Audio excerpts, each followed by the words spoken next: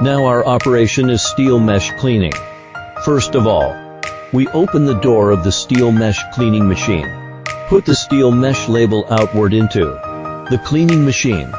After the position is fixed, close them. Cleaning time is 5 minutes. Drying time is 5 minutes.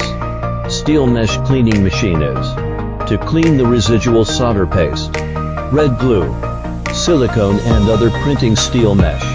Avoid the solidification of residue, resulting in the SMT. Printing press again using steel mesh, affecting the solder paste, red glue and other printing quality, seriously affecting the quality of PCBA. Steel mesh cleaning using full seal, triple filtration system, can make the cleaning agent reuse.